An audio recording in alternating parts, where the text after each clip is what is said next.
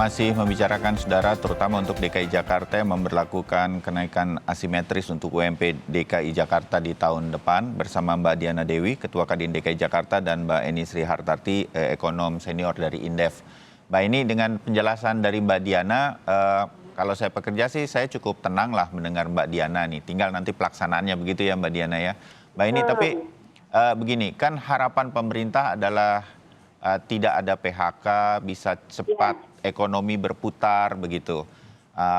Keinginan Kementerian Tenaga Kerja untuk menyamakan, walaupun ada bantahan sih Mbak ini, dalam arti saya tidak menyamaratakan kata kementerian, itu memang tergantung Pemprov masing-masing, dan kemudian betul terjadi bahwa ada 30 provinsi akan tetap 2020-2021 tidak menaikkan. Ada DKI asimetris, ada Jawa Tengah, ada Jawa Timur yang akan menaikkan. Nah, yang mana yang kemudian nanti bisa meningkatkan sebenarnya ekonomi Indonesia dari resesi, terutama untuk pekerja? Pentingnya adalah tidak ada lagi PHK, mungkin pekerjaan bisa segera dimulai dengan Undang-Undang Cipta Kerja yang sudah banyak kelonggaran. Mbak Eni. Iya, Mas Bayu. Jadi untuk segera menahan resesi tidak berkepanjangan atau bahkan untuk bisa memulihkan aktivitas ekonomi kita, itu salah satu kontributor utama kan konsumsi rumah tangga. Nah, konsumsi rumah tangga itu kan sumbernya pendapatan masyarakat. Pendapatan masyarakat sebagian besar ya dari upah gitu. Nah, tetapi kalau beban yang harusnya bisa untuk menahan agar para pelaku usaha ini tidak melakukan layoff ini juga tidak terkalkulasi dengan baik, maka kan kalau ada kebijakan kenaikan upah itu justru akan menyebabkan terjadinya layoff atau PHK. Jadi ini memang harus ada kebijakan terobosan untuk menyeimbangkan itu. Ya, harus hati-hati juga begitu ya, Mbak Ani ya. Ya, menurut saya untuk sektor-sektor tadi, misalnya pemerintah daerah ya yang berwenang untuk menetapkan UMP ini sudah memapping sektor-sektor mana yang dihimbau. Karena ini semuanya pasti sifatnya himbauan, seperti surat edaran kan juga himbauan. Maka kebijakan gubernur pun untuk ini juga ada diskresi, tidak seperti tahun-tahun yang normal bahwa UMP langsung ditetapkan secara clear gitu kan. Nah, mungkin ini lebih kepada himbauan yang dipertegas lah, kira-kira gitu, dipertegas dengan panduan misalnya untuk sektor-sektor tertentu yang tidak bahkan mendapatkan berkah dari adanya pandemi, ini mestinya juga menyesuaikan tingkat upah pekerjanya. Nah, sementara sektor-sektor yang memang sangat terdampak, ini kan ada program-program perlindungan sosial dari pemerintah yang cukup banyak. Ini juga bisa diperluas di sana sebenarnya. Jadi satu sisi pengusaha tidak terbebani, tetapi pekerja ini juga mampu segera untuk memulihkan daya belinya.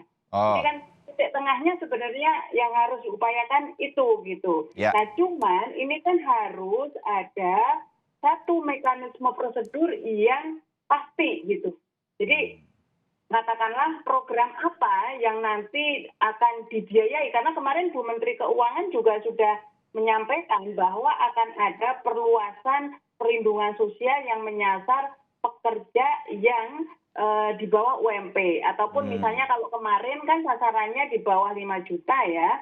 Tapi menurut saya karena ini coverage-nya cukup banyak yang tidak mengalami peningkatan UMP, maka dan UMP rata-rata bukan 5 juta Mas Bayu. Jadi average kan rata-rata masih di bawah 3 juta. Nah, mungkin pemerintah bisa mengambil standar itu. Katakanlah misalnya pekerja yang di bawah 3 juta itu bisa mendapatkan bantuan langsung tunai, misalnya yang langsung bisa ditransfer. Nah, kalau misalnya mau diperpanjang seperti skema tahun yang sekarang berjalan, yaitu yang mengikuti BPJS Ketenagakerjaan, dan nanti malah para pelaku usaha juga bisa mendaftarkan yang sebelumnya belum mendapatkan subsidi, maka konsekuensinya juga harus mendaftarkan pekerjanya menjadi peserta BPJS Kesehatan. Tapi untuk masa pandemi mereka perlu membayar iuran gitu. Oke, terbayang Mbak ini mudah-mudahan obrolan kita didengarkan sebagai usulan, jangan lupa untuk menjelaskan juknis seperti ini dari pemerintah pusat Iya. berkaitan dengan kebijakan-kebijakannya. Sedikit Mbak ini ya, saya jadi kepikiran nih, kalau DKI kan asimetris, yang Hmm.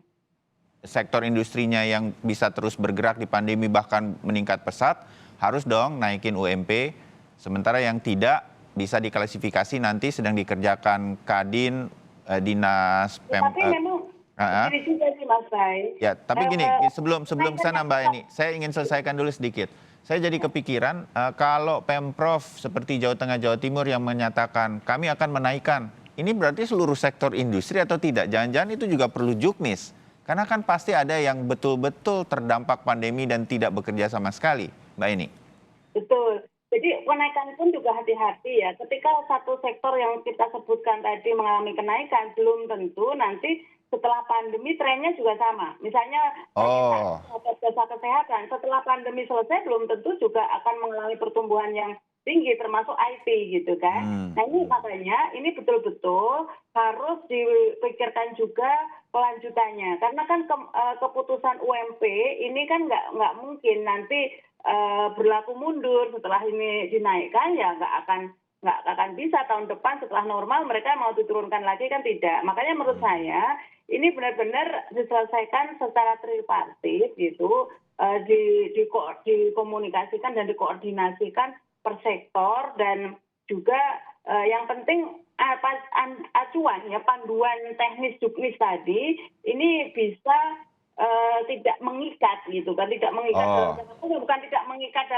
dalam hal implementasi ya, tetapi adaptif sesuai keadaan, kira-kira begitu. Betul. Bahasanya persis, Mas Bayu setuju saya, adaptif terhadap kondisi extraordinary yang sekarang gitu. Ya, nah ini mudah-mudahan juga menjadi masukan bagi para pemimpin daerah di provinsi yang sudah menyatakan naik begitu.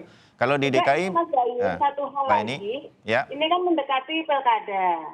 Nah, jangan sampai keputusan kebijakan UMP ini diserahkan murni ke kepala daerah. Nanti jadi ajang politisasi yang justru akan menimbulkan bumerang gitu. Ya, banyak pihak yang memang menyatakan kekhawatirannya ini kemudian menjadi salah satu alat untuk 2024 di beberapa provinsi yang memang kebetulan pemerintah, para pemimpinnya memang namanya sering-sering disebut begitu ya. Saya kemarin bercanda juga, sebetulnya Mbak Eni sama Mbak Diana juga namanya sering disebut nih kalau bicara soal UMP. Jangan-jangan kesebut juga di 2024. Mbak Diana, saya fokus lagi ke DKI Jakarta. Jadi dari perbincangan ini saya sempat berpikir, jujur saja saya sempat berpikir kenapa tanggung sekali Pemprov DKI ini nggak naik, kalau nggak naik gitu kan. Tapi kemudian ada asimetris, seperti ambigu menurut saya. Tapi mendengar penjelasan Mbak Diana dan juga Mbak Eni, saya jadi berpikir mungkin Pemprov DKI ini justru paling pas menerapkannya. Kalau juknisnya nanti juga pas begitu. Ada hal sektor yang memang pada saat pandemi meningkat pesat. Tapi hati-hati kata Mbak Eni. Nanti setelah pandeminya menurun, mereka juga akan seperti biasa lagi mungkin. Dan ini bagaimana? Karena kan tidak bisa dinaikkan turunkan. Usulan untuk ini adaptif itu bisa dijalankan, Mbak Diana, mumpung sedang dalam pembahasan tripartit di DKI Jakarta? Iya Mas, memang betul yang disampaikan Mbak Eni. Cuma kami pertimbangannya adalah sebenarnya kewajiban setiap perusahaan itu selalu menaikkan omset atau forecast per tahunnya. Ya, sebagai sebuah semangat untuk dikejar gitu kan. Iya, nah kita punya target-target setiap tahun pasti kita naik. Tidak adalah perusahaan yang mempunyai forecast tidak naik. Setuju. Nah tentunya sebagai pekerja pun demikian. Ya berasumsi bahwa setiap ada kenaikan di perusahaannya tentunya kesejahteraannya juga akan naik. Nah ini kan suatu kewajiban sebenarnya. Apabila perusahaan tersebut sesuai dengan targetnya untuk memberikan kesejahteraan yang lebih juga kepada karyawannya. Nah ini yang menjadi dasar kami menyampaikan hal tersebut, melihat bahwa di DKI Jakarta ini banyak sektor-sektor yang memang juga patut untuk mensyukuri dengan menaikkan UMP itu. Tetapi apabila pada tahun 2021 ternyata sektor-sektor yang tadinya pada saat pandemi tidak terkena dampak, tentunya karena tadi yang saya sebutkan sudah kewajiban awal untuk menaikkan itu. Nah, ini yang menjadi dasar, Mas. Demikian. Oke, ya. Berarti begini Mbak Diana, bagian-bagian akhir dari kita ngobrol pagi ini ya. Kadin DKI Jakarta yang sekarang sedang membahasnya tentu kita tunggu nanti dan perkembangan dari pembahasan ini sehingga kemudian juknisnya untuk kebijakan menaikkan UMP secara asimetris di Pemprov DKI Jakarta ini kita pengen tahu juga, mampir lagi ke Sapa Indonesia begitu untuk menyampaikannya. Tapi yakin nggak Kadin DKI ini adalah sebuah usulan kepada Pemprov yang sudah disetujui Pemprov dan sedang dibahas ini akan membantu untuk mengatasi kesulitan ekonomi paling tidak di Pemprov DKI Jakarta bagi Mbak Diana? Ya, kalau saya melihatnya dari psikologis lah ya, bahwa kondisi ini akan paling tidak membuat kondusif kondisi yang ada saat ini. Bagaimana kita ketahui, saya hampir beberapa saat kemarin sudah membatalkan kegiatan semua karena adanya pekerja-pekerja yang menuntut haknya menurut mereka. Nah, ini adalah salah satu mungkin yang saya apresiasi kepada pimpinan kami di Pemprov DKI ini, bahwa membaca situasi yang ada. Sehingga nanti pada saat psikologisnya sudah masuk, tentunya kondisi ini akan kondusif, dan tentunya kalau kondisi kondusif berarti perekonomian juga akan berjalan sesuai dengan yang memang kondusif tersebut. Nah, itu yang pemikiran dari kami, Mas. Ya, baik, dimengerti. Mbak Eni, keyakinan dari Kadin DKI Jakarta bersama tripartitnya tentu ada Pemprov DKI, ada Serikat Pekerja di DKI, bahwa ini bisa berjalan dengan baik. Ini juga keyakinan atau ada tambahan lagi catatan dari Mbak Eni agar ini benar-benar keyakinan yang bisa terrealisasi, Mbak Eni?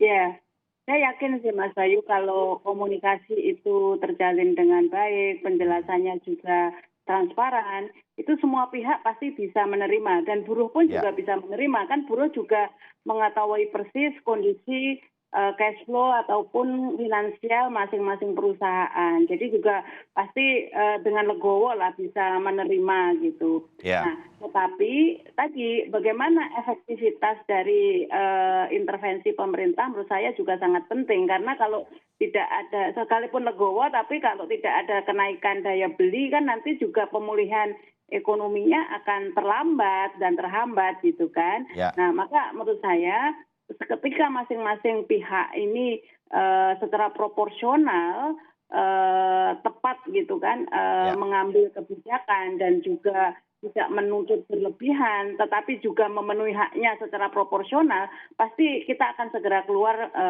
mengatasi resesi ataupun segera melakukan pemulihan daya beli masyarakat. Ya, itu harapan kita semua. Mbak Diana, selamat terus rapat. Mudah-mudahan tripartitnya berjalan dengan baik. Bukan hal yang mudah, tetapi mudah-mudahan ini semua membawa kebaikan. Paling tidak untuk Pemprov DKI Jakarta dulu, dan mungkin bisa menjadi contoh di daerah lain.